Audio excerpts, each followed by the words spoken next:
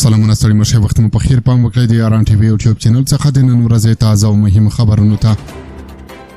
د پاکستان دفاع وزیر وایي که افغانستان سره خبرې ناکامې شي نو دویم انتخاب یې جګړه ده.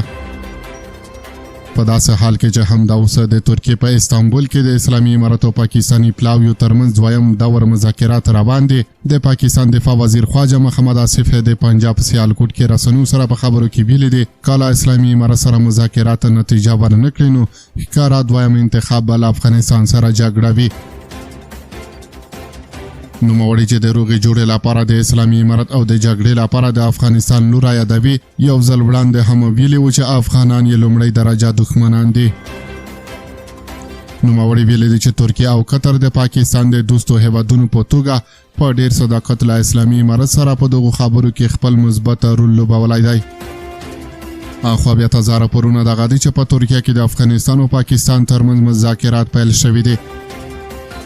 سرچینو رسنیو ته ویلي دي چې په دغو مذاکراتو کې د افغانستان د کورنیو چارو وزارت د مرستیال رحمت الله نجیب په مشرۍ په قطر کې د افغانستان اسلامي امارت د سفارت سرپرست سهیل شاهین د اسلامي امارت لوړپوړی چارواکی انس حقانی د دفاع وزارت د اپراسیون مرستیال نور رحمان نصرت او د بهرنیو چارو وزارت ویان عبدالقهار بلخی شامل دي.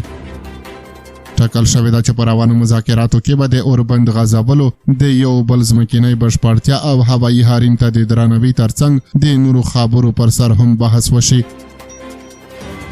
لا هم معلومه نه ده چې د دغو مذاکراتو پایله به څه وي. دواړه خواوې به دایمي اوربند وکړي او یا به بیرته جګړه پیل شي.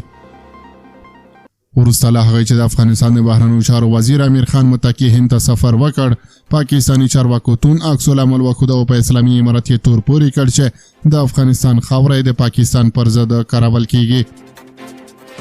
که څه هم پاکستان په افغانستان هوایي بمبارۍ وکړې او تور یې پورې کړ چې د تحریک طالبان پاکستان مشر او یو شمېر غړي یې په نښه کړي دي خو په دغو بمباریو کې د کرکټ لوبغاړو سربیره ټول ملکي کسان په نښه شوي دي چې ښځې او ماشومان هم پکې شامل وو.